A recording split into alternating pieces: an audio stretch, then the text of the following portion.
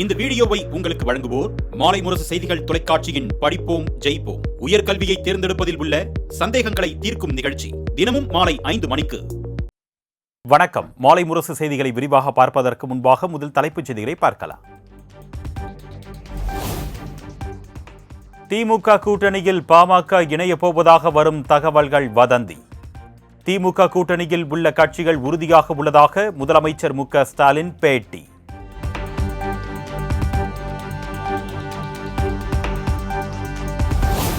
ஆளுநர் RN ரவி பாஜக பிரமுகர் போல் செயல்படுகிறார் என்று முதலமைச்சர் மு க ஸ்டாலின் குற்றச்சாட்டு. மத்திய மாநில அரசுகளுக்கு இடையேயான உறவில் ஆளுநர் என்பவர் போஸ்ட்மேன் போன்றவர் என்றும் விமர்சனம்.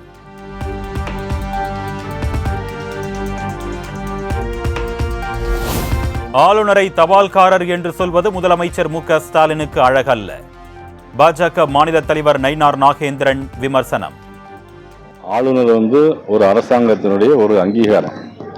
மாநில அரசுகள் தான் அதிகாரம் அதிகம் இருக்கிறது. அதை தபால்காரன் சொல்லி அந்த மாதிரி கொச்சைப்படுத்தி பேசுறது முதலமைச்சருக்கு அழகல்ல.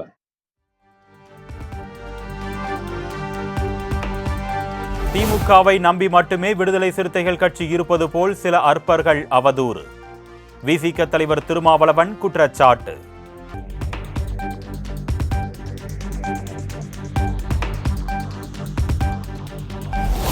திருச்சி உறையூரில் 3 பேர் பரிதாபமாக உயிரிழந்ததற்கு திமுக அரசுதான் பொறுப்பு. 15 நாட்களாக மக்கள் புகார் அளித்தும் நடவடிக்கை எடுக்கவில்லை என்றும் எதிர்க்கட்சித் தலைவர் எடப்பாடி பழனிசாமி குற்றச்சாட்டு.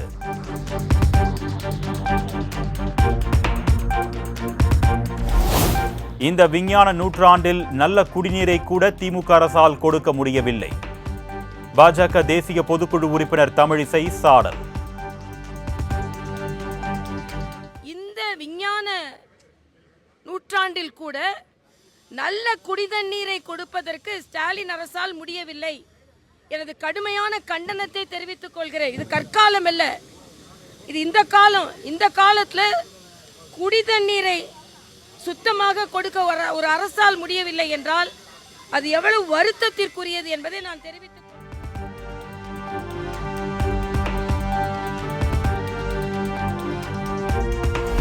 சென்னை அண்ணா அறிவாலயத்தில் முதலமைச்சரை மரியாதை நிமித்தமாக சந்தித்தார் மார்க்சிஸ்ட் கம்யூனிஸ்ட் தேசிய செயலாளர் MA பேபி. தமிழ்நாட்டில் மதவாத சக்திகள் ஒருபோதும் காலூன்ற முடியாது என்று MA Baby திட்டவட்டம்.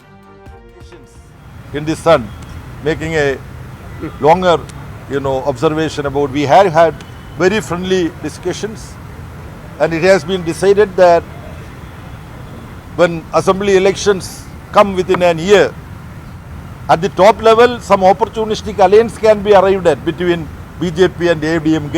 But as a result of that, more and more people who were following these parties, they would join the Progressive Democratic Secular Alliance that is being formed with DMK and various other political parties. This is our hope. We had a very good friendly exchange.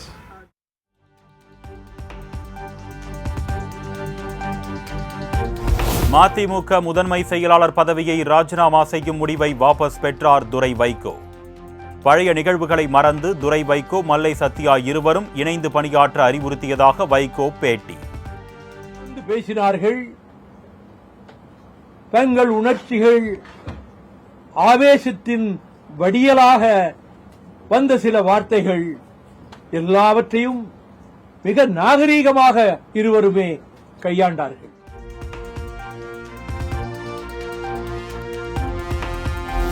என்னுடைய நடவடிக்கை காயப்படுத்தியிருந்தால் துரை வைகோவிடம் மன்னிப்பு கேட்டுக் கொள்வதாக மல்லை சத்யா பேச்சு. மேடையிலேயே துரை வைகோ மல்லை சத்யாவை கட்டிப்பிடிக்க வைத்து சமாதானப்படுத்திய வைகோ.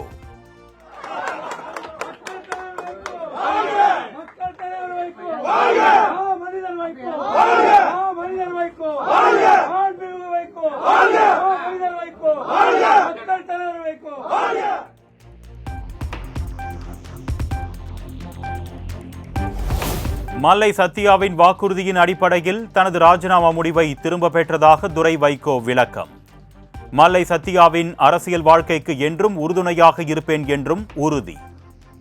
வருத்தம் தெரிவிச்சிருக்கிறாரு. இனிமே இந்த இயக்கத்துக்கும் தலைவருக்கும் எனக்கு உறுதுணையா பக்கபலமா இருக்கிறாரு ஒரு வாக்குறுதி கொடுத்திருக்கிறாரு. அந்த வாக்குறுதியின் அடிப்படையில் அதை ஏற்றுக்கொண்டு மீண்டும் நான் முதன்மைச் செயலராக தொடருவேன் என்று நான் சொல்லியிருக்கிறேன்.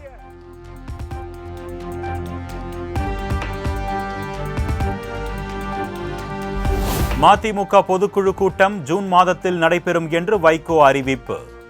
கூட்டத்திற்கான தேதி, இடம் பின்னர் அறிவிக்கப்படும் என்றும் பேட்டி. பொதுக்குழு ஜூன் மாதத்தில் நடைபெறும், தேதி, இடம் பின்னர் அறிவிக்கப்படும். நடத்தி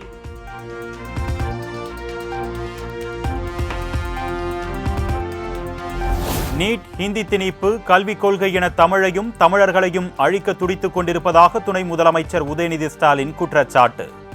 இன எதிரிகள் நம்மை வெற்றி கொள்ள முடியாமல் பார்த்துக் கொள்ள வேண்டும் என்றும் அறிவுறுத்தல். பாதி நேரம் போய்விடும் என்று அந்த எண்ணம் தான். ஆனால் இன்றைக்கு நம்முடைய கல்விக்கே மிகப்பெரிய ஒரு ஆபத்தை ஏற்படுத்தக்கூடிய அளவில் நீட் தேர்வு, மும்மொழி கொள்கை, இப்படி பல புதிய கல்விக் கொள்கையில் பல தொந்தரவுகளை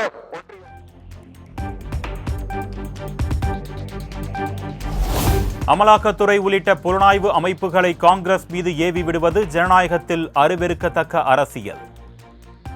மத்திய பாஜக அரசுக்கு நாடாளுமன்ற மக்களவை குழு தலைவர் TR பாலு கண்டனம்.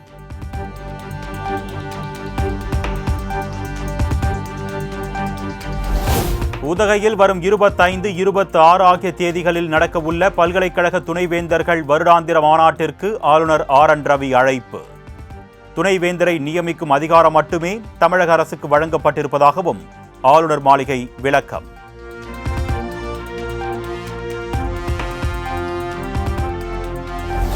உதகையில் துணைவேந்தர்கள் மாநாட்டை ஆளுநர் கூட்டுவது சட்டவிரோதம் என்று மார்க்சிஸ்ட் கம்யூனிஸ்ட் கட்சி மாநில செயலாளர் பே. சண்முகம் கண்டனம். உச்சநீதிமன்ற தீர்ப்பை ஆளுநர் RN ரவி அவமதித்து விட்டதாகவும் காட்டம்.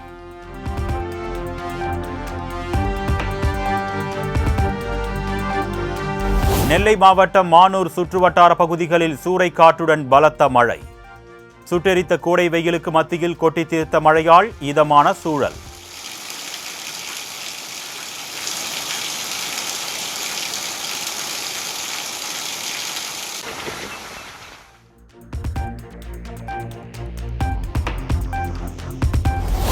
வரும் 26ஆம் தேதி வரை தமிழகம் மற்றும் புதுச்சேரியில் மிதமான மழைக்கு வாய்ப்பு.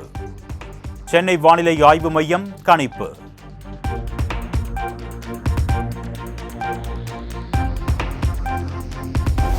தமிழ்நாட்டில் இன்று மதுரை, கரூர், ஈரோடு உள்ளிட்ட 8 இடங்களில் சதமடித்த வெயில். அதிகபட்சமாக மதுரை விமான நிலையம் பகுதியில் 104 டிகிரி செல்சியஸ் வெப்பம் பதிவு.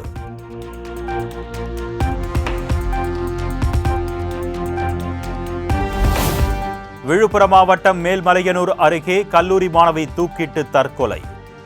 நடவடிக்கை எடுக்காத காவல்துறையினரை கண்டித்து சாலை மறியலில் ஈடுபட்ட உறவினர்கள் குண்டுக்கட்டாக கைது.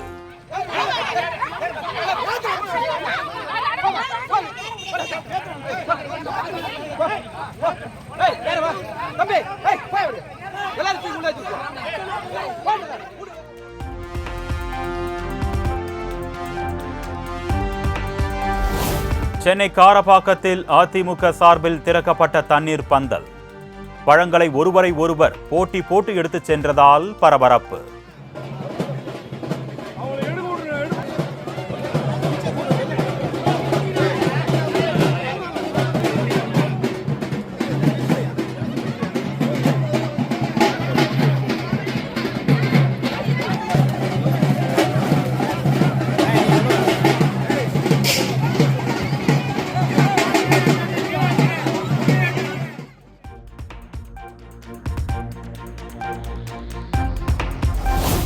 சென்னை கொருக்குப்பேட்டையில் பெண்களின் புகைப்படத்தை ஆபாசமாக சித்தரித்த இளைஞர். தர்ம அடி கொடுத்து காவல் நிலையத்தில் ஒப்படைத்த குடியிருப்பு வாசிகள்.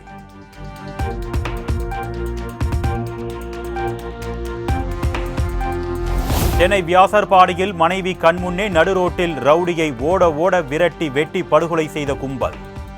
முன்விரோதத்தில் ரவுடி படுகொலை செய்யப்பட்டதாக போலீசாரின் முதற்கட்ட விசாரணையில் தகவல்.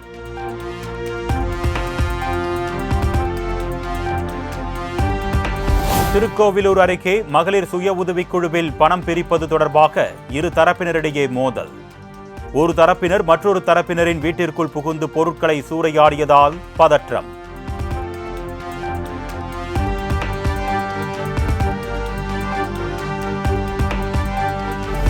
நெல்லை சந்திப்பு மேல வீரராகவபுரம் வரதராஜ பெருமாள் கோயில் சித்திரை பிரம்மோற்சவ தேரோட்டம்.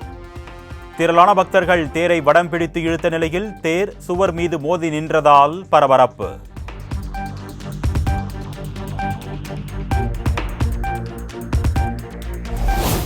கர்நாடக மாநிலம் மங்களூரு அருகே துர்கா பரமேஸ்வரி கோயில் திருவிழாவில் திடீரென சாய்ந்த விழுந்த 108 அடி தேர். கோயிலில் இருந்து புறப்பட்ட சில நிமிடங்களிலேயே சரிந்து விழுந்த பரபரப்பு காட்சி.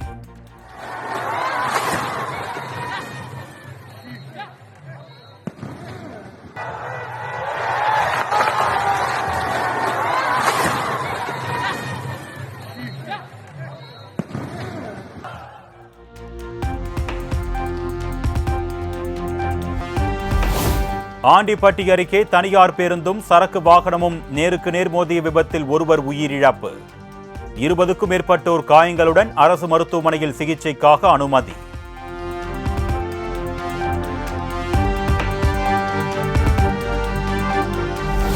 வாணியம்பாடி அருகே இயந்திரத்தை லாரியில் ஏற்ற முயன்ற போது கிரேன் பெல்ட் அறுந்து விழுந்து தொழிலாளி உயிரிழப்பு.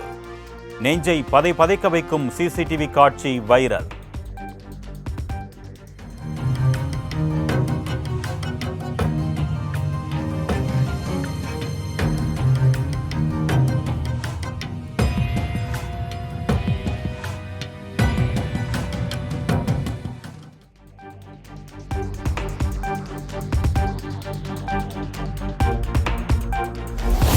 சுட்டெரிக்கும் வெயிலுக்கு மத்தியில் ஈரோடு அருகே கொடிவேரி அணையில் அருவி போல கொட்டிய நீர்.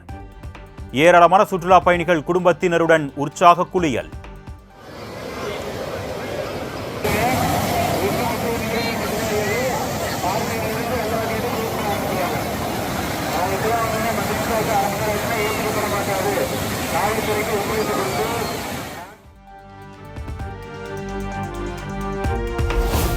மதுரை அருகே பாரபத்தி கிராமத்தில் வெகு விமர்சையாக நடைபெற்ற வடமாடு மஞ்சு விரட்டு போட்டி. களத்தில் சீறி பாய்ந்த காளைகளை திமிலை பிடித்து அடக்கிய வீரர்கள்.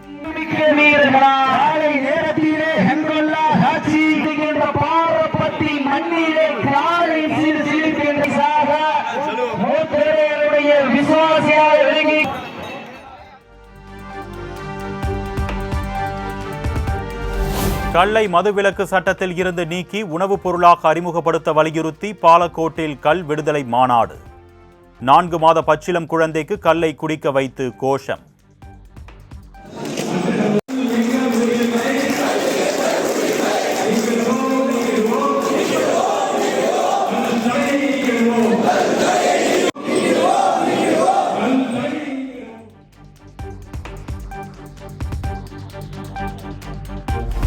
திருச்சி உறையூரில் உயிரிழந்த குழந்தையின் உடலுக்கு அஞ்சலி செலுத்த சென்ற மேயருடன் பொதுமக்கள் வாக்குவாதம். கடந்த சில தினங்களாக குடிநீரில் கழிவுநீர் கலப்பதாக குற்றச்சாட்டு.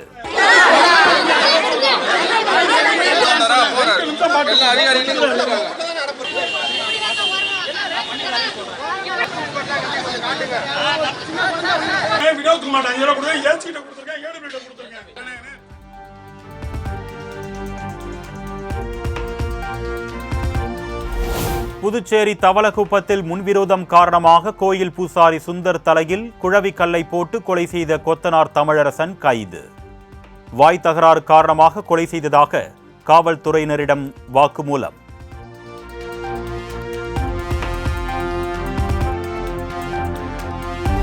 கோவையில் கூலி உயர்வு உள்ளிட்ட கோரிக்கைகளை வலியுறுத்தி 33 நாட்களாக நடைபெற்ற விசைத்தறி உரிமையாளர்கள் போராட்டம் வாபஸ்.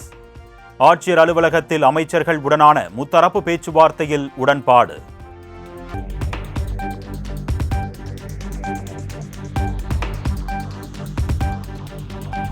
மேல்மலையனூர் அங்காள பரமேஸ்வரி அம்மன் கோவிலில் சாமி தரிசனத்திற்கு அதிக கட்டண வசூலில் ஈடுபடும் பூசாரிகள். இலவச தரிசன வரிசையில் நீண்ட நேரம் காத்திருக்க வேண்டிய சூழல் ஏற்படுவதாக பக்தர்கள் ஆதங்கம்.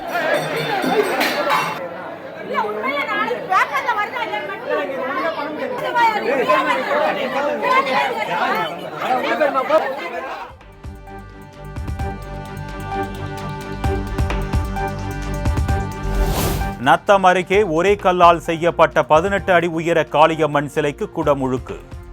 ஆயிரக்கணக்கான பக்தர்கள் பங்கேற்று மனமுருகி வழிபாடு.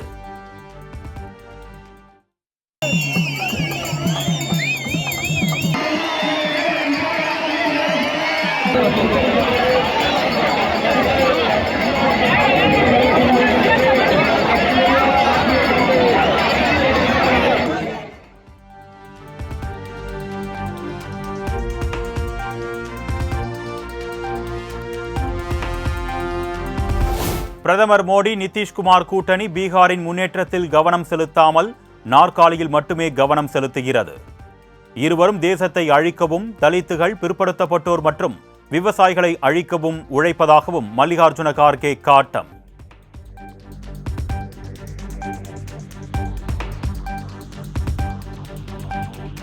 பெங்களூருவில் முன்னாள் டிஜிபி ஓம் பிரகாஷ் கொடூர கொலை.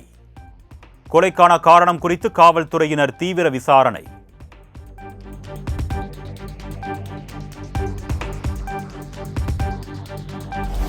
திருப்பதிக்கு பக்தர்கள் சென்ற கார் திடீரென தீப்பிடித்து எரிந்ததால் பரபரப்பு. கரும்புகை வரும்போதே சுதாரித்து ஓட்டுநர், பக்தர்கள் உடனடியாக காரில் இருந்து இறங்கியதால் பெரும் அசம்பாவிதம் தவிர்ப்பு.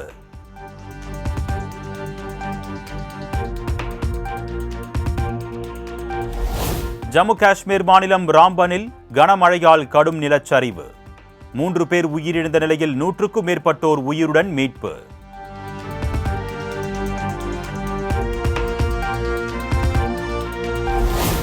ஜம்மு காஷ்மீரின் ராம்பன் பகுதியில் ஏற்பட்ட நிலச்சரிவால் மண்ணுக்குள் புதையுண்ட வாகனங்கள், சாலைகள், தெருக்கள் என எங்கு பார்த்தாலும் கற்களாக சிதறி கிடக்கும் காட்சி.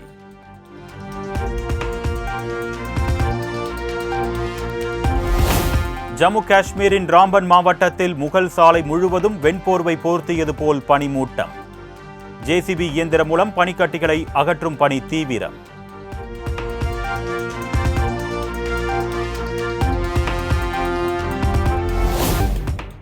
மகாராஷ்டிரா மாநிலம் நாசிக் மாவட்டத்தில் உள்ள போரிச்சிவாரி கிராமத்தில் கடும் தண்ணீர் பற்றாக்குறை.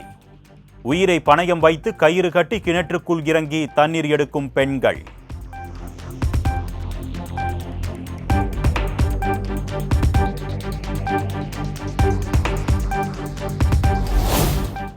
கடும் எதிர்ப்புகள் இருந்தாலும் காசாவை தாக்குவதை தவிர வேறு வழியில்லை என்று இஸ்ரேல் அதிபர் நெதன்யாகு திட்டவட்டம். ஹமாஸ் குழுவினர் நிராயுதபாணியாக மாறும் வரை தாக்குதல் தொடரும் என்றும் அறிவிப்பு.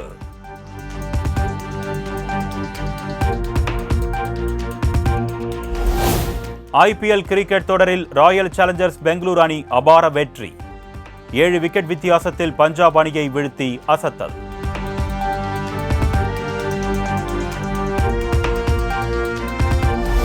கேங்கர்ஸ் திரைப்படத்தின் குப்பன் பாடலை ரீக்ரியேட் செய்து வீடியோ வெளியிட்ட நடிகை கேத்ரின் தெரேசா. இணையத்தில் பகிர்ந்து வீடியோவை ட்ரெண்டாக்கும் ரசிகர்கள்.